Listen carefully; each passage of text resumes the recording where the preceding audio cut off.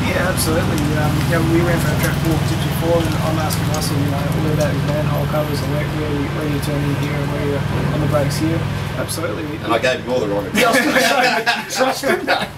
He did actually at one point tell me that one of the painted curbs were particularly slippery. Is great in the rain. You should get right up on top of that. Yeah, how are you in the wet?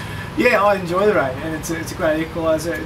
It depends on where you're going on the weekend, whether you actually want it to rain or not. If you qualify at the front and dry and the car's good, you don't want it to rain because you've got a good package and you know what you've got. But if you're in the midfield or further back where we've had a problem, then you pray for the rain because it's a good way to get a good result. Would you really want wet weather when you consider, we've talked about it before with Bob, you've got the leaves to deal with, you've got your new soft tyre compound to deal with, you've got a concrete valley to drive around. It's not good for anyone wet, is it? Surely you're never going to finish the race. No, it's surprisingly sometimes your car can be not that good in the dry, and then it rains, and all of a sudden you've got a lot of pace, and or vice versa. So if you find that you've got to come in practice in the rain, you might be praying for rain because you're looking for a good result. So all those other things, it's the same for everyone. We've all done a million miles in the rain in different categories of different circuits. So all that. You stay off the painted lines, you stay out of the leaves and out of the ruts in the track that tend to carry the water. But it's going to be exciting if it rains because I reckon there's normally a lot of shunts in the dry around here if it rains. It might be fairly thin field towards the end. So what about you, Steve? Are there guys on the track that you just, when you see them, you go, okay, wide berth, keep well away, give them plenty of room? Yeah, as Russell said, everyone out there is extremely talented. You need to be in the top 30 drivers to actually be on the grid. But as Russell said, some guys have got their strengths and weaknesses. And name them, Steve. Who are they? Come on. You like to keep this information to yourself. Get out here, tell me. Do you say Barks? Sorry, I thought you said Barks. Sorry. But even down to, for example, some guys like to set their cars up differently. And a couple of guys that I've been co-drivers with set their car up to be better on the brakes, for example, or some of them prefer drive.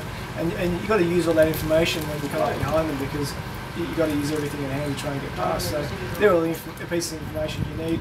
Another good one is, just pick guys at the front of the championship and not willing to crash. Whereas if it gets to the end of the year and you're 10th in the championship, whether you're 10th or 12th, really, for us doesn't matter. You come up behind a guy who's racing in the championship, you know that the minute you show him the wheel, he's going to be reluctant to get involved in the incident. So all those things factor into your mentality. And but it sounds rough, but you've got to push the envelope as much as you can because if you're not pushing them, they're pushing you. So you've got to be on top of your game and use everything that means within the rules to get an advantage. I've seen guys get punched in the face through their helmets in various formulas. So yeah, a couple.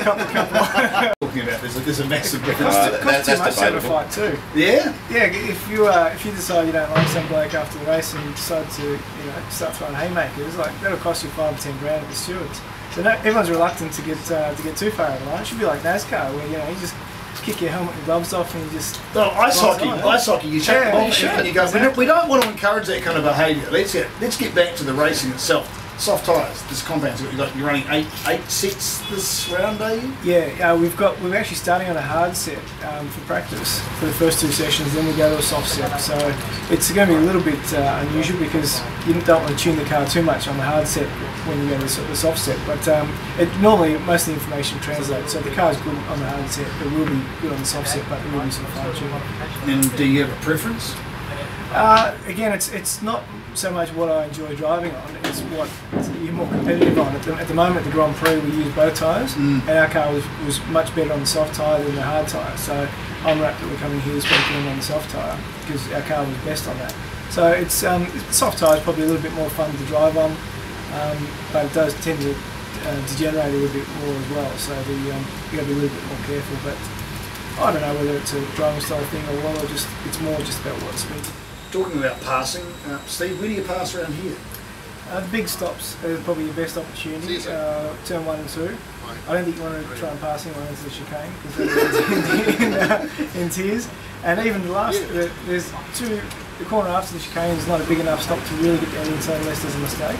And as Russ was saying, when you're on the same tyre and the quality of driving is such that no one's making the big mistakes that allow you to get past, it's tricky. You need to really force the issue a little bit. And that's where you end up with incidents. But if you're on a soft tyre and Russell stops on lap 10 and I stop on lap 30, that difference in the middle will be half a second, a second lap. So that'll promote better racing and the strategy will come into it, and hopefully it's a better